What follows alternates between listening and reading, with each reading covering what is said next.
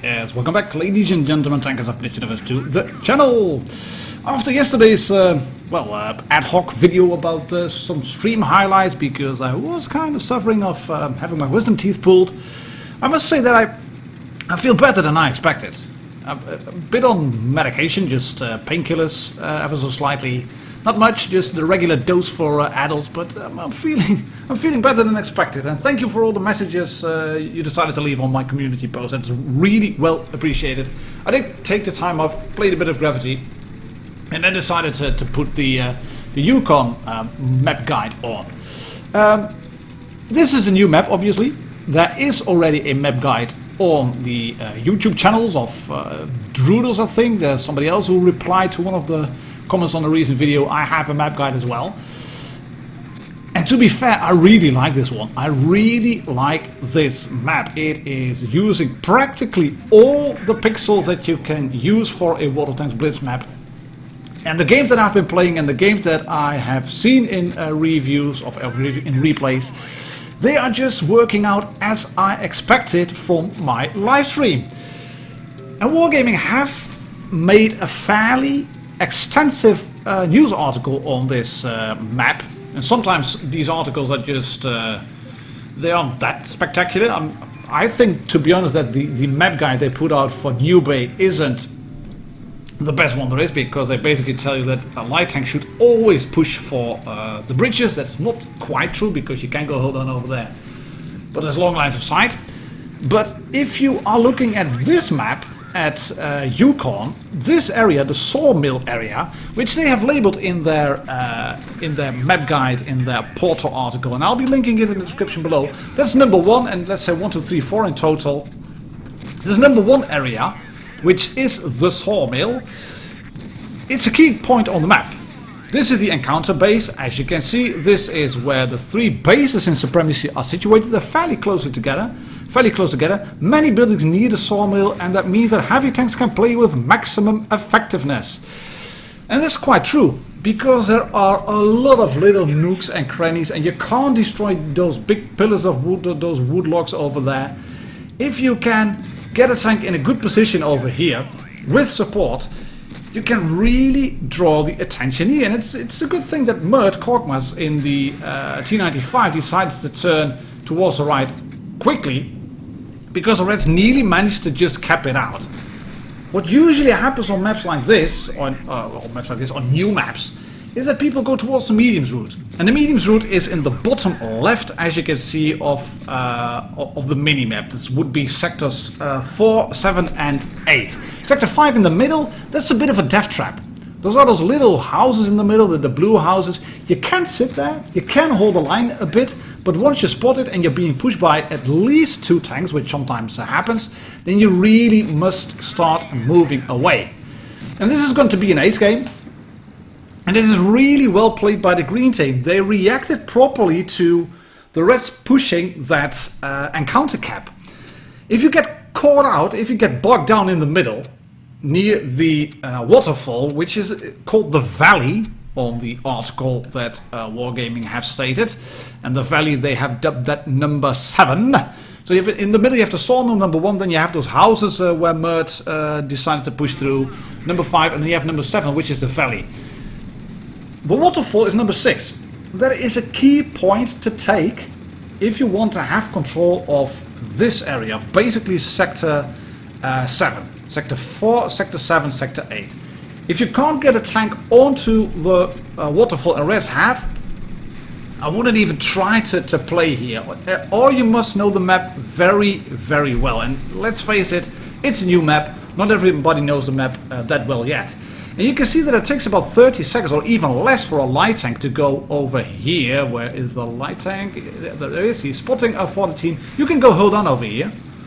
But you have little room to maneuver. You have little room to drive away, because there's long lines of sight from the sniper positions where the red tank destroyers, that's a Hori, he's sitting over there. He doesn't have the horrible position, he has a really great position. But tanks on those elevated areas, they have a long line of sight into the riverbed. So if you are spotting from over there or near that little house which you just saw, then you will get shot by big guns like this. And you can see that this area, where we're looking at Epic Frog, that's Epic Frog 14 to be more precise, he managed to take the position on the waterfall. And you can see this just behind the center line of the map. I've covered it before in a fair few videos. Don't push across the center line of the map unless you know you can do that because all the red tanks are spotted. And take a look at the minimap. His team decided to go to this position, to this part of the map. And the Reds are doing exactly as predicted, as I said in my preview video and as said on the World of Tanks Blitz portal.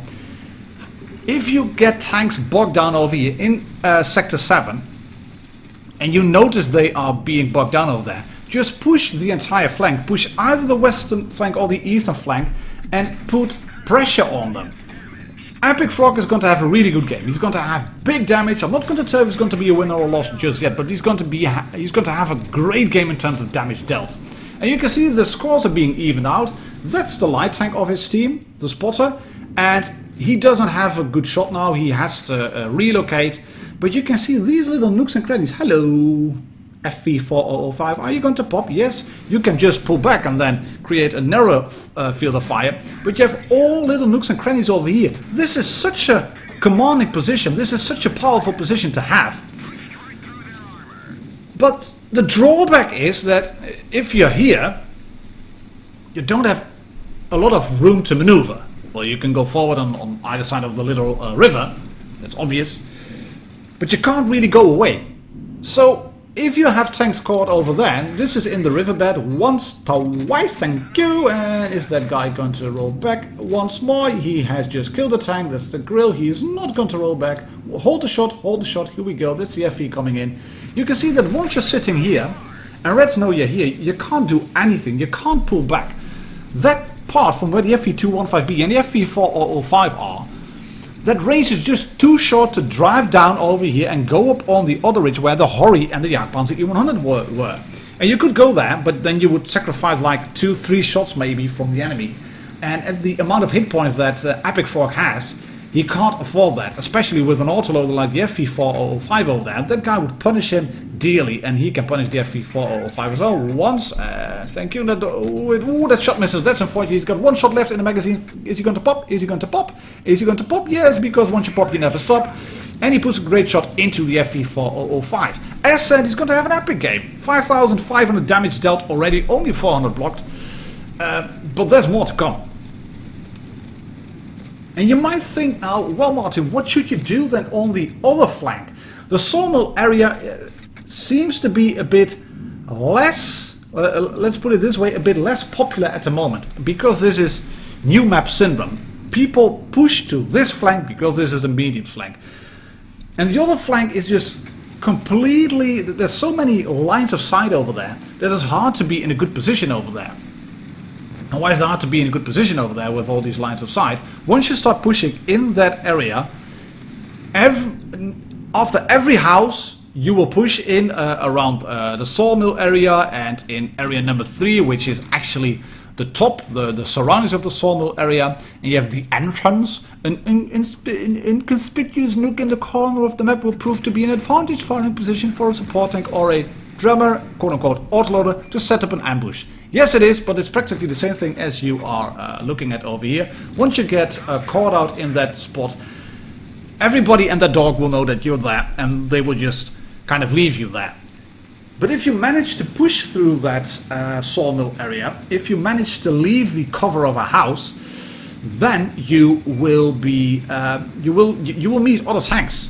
You will just meet other tanks. And I have lost a few games which were on a supremacy mode, because the rest decided to keep that area well and truly occupied. And the map is so big, it's so riddled with cover. You just big rocks left, right and center, houses left, right and center. That means that you can easily relocate, even with things like a Borsig. It's not that if you go into one spot then you are more or less obliged to play there and you can't go to another spot. And as said, Epic Frog is going to have a great game in terms of damage dealt. You can see that 6,135 damage dealt, and then he gets shot by the chieftain. These guys played it perfectly. They were down to one shot. This was a really close game as well, both in in tanks taken up, but also look at the damage difference. That's only 2 shots. Only 2 shots difference. Great gameplay there. Thank you very much for sending that one in, buddy. But the rest played it perfectly. Epic Frog had the commanding position. What they did was just circle around that area and just whittle away at his support. That's basically what you have to do. And as said, I haven't got any games from the town area. Sorry about that, but we're gonna look at Oma Ding Ding Dong. Brilliant name. In the T26E5 Sheriff. And he's gonna have a game which will show exactly why you should try to get the waterfall again. You can see that they already have a spotter over there. And also why you should keep that position. He's gonna move forward. The Reds are going to have a field day at first. They're going to blow up the first green tank, the SP1C. Oh, look, I'm a buff tank. Yeah, not so much when you meet an IG-152, but that's all different story. He's going to go forward. And the red spotters, the red light tanks, are basically giving up the waterfall now, which is a bad move, in my opinion. You can see that all my Ding Ding Dong has got shots straight into this area over there. It bounces on the front there of that tank. That's a Russian tank, of course. He's going to bounce and he's going to side grip off these rocks, and you can see that you can't really use that area with the houses, area number 5, if you don't have any support. It's, as Wargaming said, it is a great key point to strike the enemy's flank, attack from behind. But don't even try to capture and hold this position. There's no way to gain a foothold, and the cover available is useful only for a quick drive-through. And it's easily seen from this position. I mean, you have big rocks in front of you, and that the Tiger can only sit behind the building a bit, and the IS was getting shot. They decide to move in then, because obviously there's tanks available here. And this is just shooting fish in a barrel. In just a few seconds, minutes, we're going to see how many tanks have died in the riverbed. Ladies and gentlemen, tankers of Blitz Universe, don't just go into the riverbed because there's one tank available there that you can kill. Because if they have tanks on this or that flank, on the waterfall or anywhere else, you will get obliterated, as you can see. And they have managed to get the score back. 1 tank, 2 tanks killed, 4 tanks by the Reds. As you can see, he's going to kill the KV-3. There we go, thank you very much. And Ding Ding Dong is now going to move forward just a little bit. And the Reds have given up, as you can see, they've given up the waterfall area. The ISU-152 on his team has managed to gain a foothold in Sector 1. But he's getting bum rush now. Take a look at the minimap. Nobody can support you if you go on a far flank. That's true for a lot of maps on Blitz. But some of these maps, like Kenya for example, they have shots way across. This is kind of like Himmelsdorf. If you push the trains area, if you are trying to go there alone, if you get caught up against 3 tanks, you're basically dead meat. That's the same thing for this map, I think. If you go into the Sawmill area and you are there alone, then you're basically dead meat. If you're on the waterfall, then you can fight them off because you have the high ground. And there's lots of possibilities to go hold on. As you can see here, it seems flat terrain, but it's not. You have this little nook over here. There's a little bit of a depression on this side. And as I said, if you go alone on this map, you will get isolated. So this T49, which is going to go in all guns blazing YOLO Rambo mode style, is going to suffer. Why is that? Because he's all alone. Getting shot. One side it's on FV405, it's the not a T49, it's the FV301. There's going to be a T49 as well. But this guy decided to go forward. Oh, very long view range. Let me go in and go spot for my team. Yeah, it didn't quite work out, buddy. Because now you're going to press in, bounce a shot and kill the FV. Here comes the T49. Let's just circle around, shoot HE. I mean, he's got heat and HE, so we should shoot HE because that one will do at least a little bit of splash damage. But this is a full health sheriff. And if you then do this, what were you thinking? What were you thinking? This is a spawn area, as you can see. Wargaming have said not a lot of fighting here will occur because it's flattish somewhat, but it's not. You can see that there is a lot of cover available still. Quite some big rocks. There's lots of possibilities to go hold down. And the C49 did manage to bleed Ding Ding Dong to about half health. But luckily he had still full health available. He's gonna push the turret in front, bounce a shot from the Tiger One, shoot the Tiger One and miss. And now it's just a matter of staying held down and trading a little bit. And the Tiger has more hit points, but Ding Ding Dong has the better frontal turret armor. And if he gets shot in the lower plate, then he will be shot as well, and he will lose damage. Lose hit points. But he can damage the Tiger, and he's going to get 7 kills.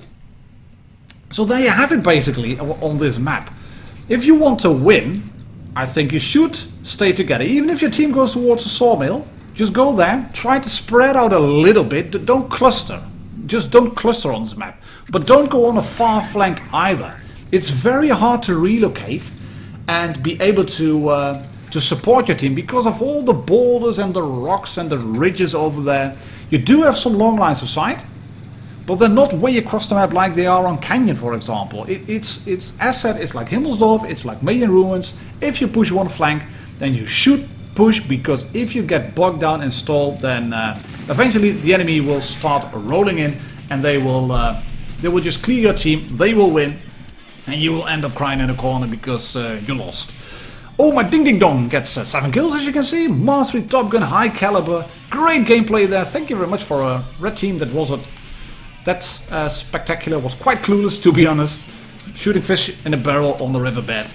But yeah, this is a Yukon guide as for now. Thank you very much for watching, ladies and gentlemen, Tankers of Blitz Universe. Please leave your thoughts in the comments below and tell me what map would you like to see in a guide the next time. Catch you all tomorrow. Cheers, happy tanking.